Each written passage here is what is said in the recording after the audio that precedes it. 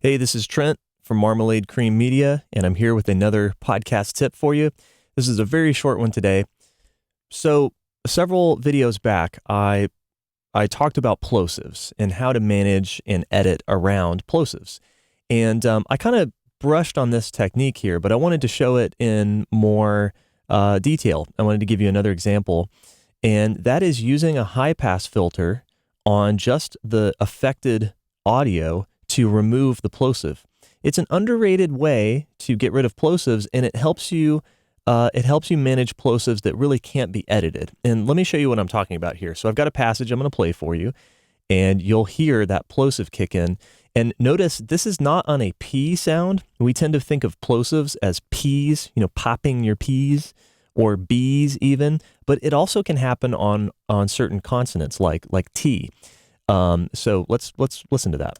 Because they started out as a developer and they built their engine business from the first-party development that they were doing, they took the engine and they commercialized it. Okay, did you hear that there? It's towards the end. I'm going to zoom it in a little bit. First-party development that they were doing, they took the engine and they commercialized you it. can hear that push of air when he says they took, right? You hear that blast of air come in. And if you've got, if you're listening on headphones or monitors that have a good low end extension, you'll hear there's a lot of low end energy there, and that's very distracting. And it eats up a lot of headroom. That's gonna clip some devices. They were doing, they took the engine and they commercialized. Okay. So here's where it is that word took. And you'll notice that, this is actually happening somewhere in the middle of the word. It's like took. And somewhere in the middle of that pronunciation, the blast of air is happening. And you can kind of see it in the waveform. You've got the beginning of the T sound here.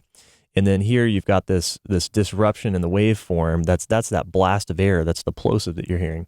So, this is not really something that you're going to be able to edit. Like a P that occurs at the very front of the word, you can sort of like chop off part of the P. And that's what I talked about in that previous video. And with some clever crossfading, you can make it sound, you can take the energy away from that hard popping sound. Well, this is happening in the middle of the word. So if we were to cut any audio out, we're gonna truncate the word, and it's gonna come out really awkward sounding.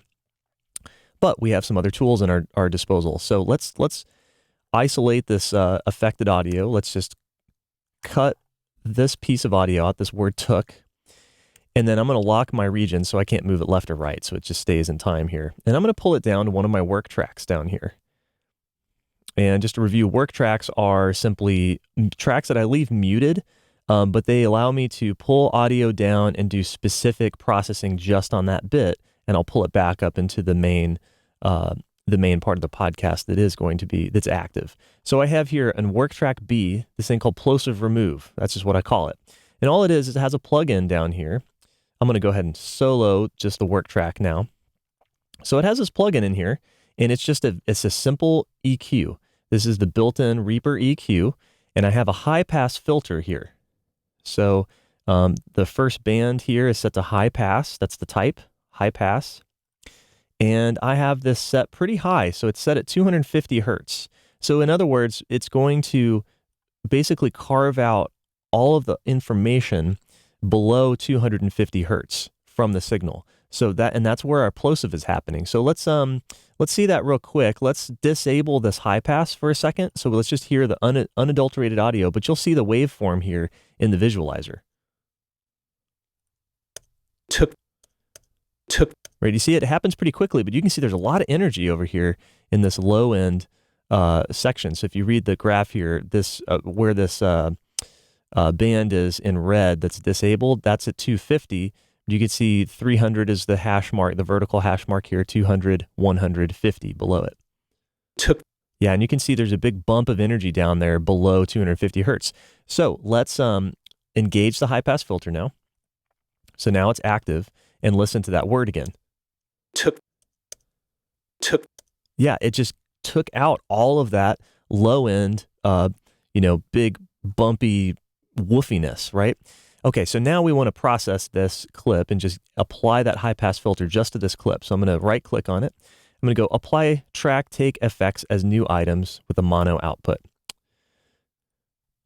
Okay, now you'll notice it created two takes. We've got the original take on top, and then the process take on the bottom. So now I'm going to copy this up back into our main track, and I'm going to mute the work track that I was using so we won't hear that now.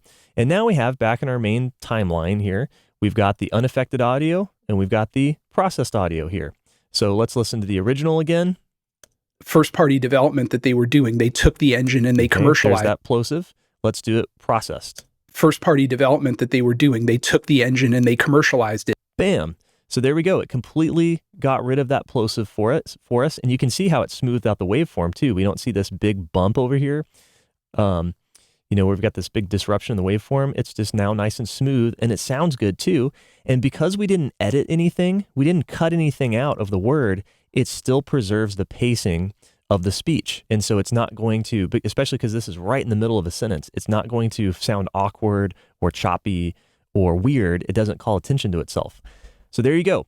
That's how you can use a high pass filter to manage plosives. And if you do it with a work track like this, when you encounter them, it's super fast, right? Once you know what you're doing, you just leave that high pass filter on and you can just grab anything you need, pull it down, process it real quick, throw it back up here. So if you are dealing with plosives, give that a try. Maybe it'll work for you.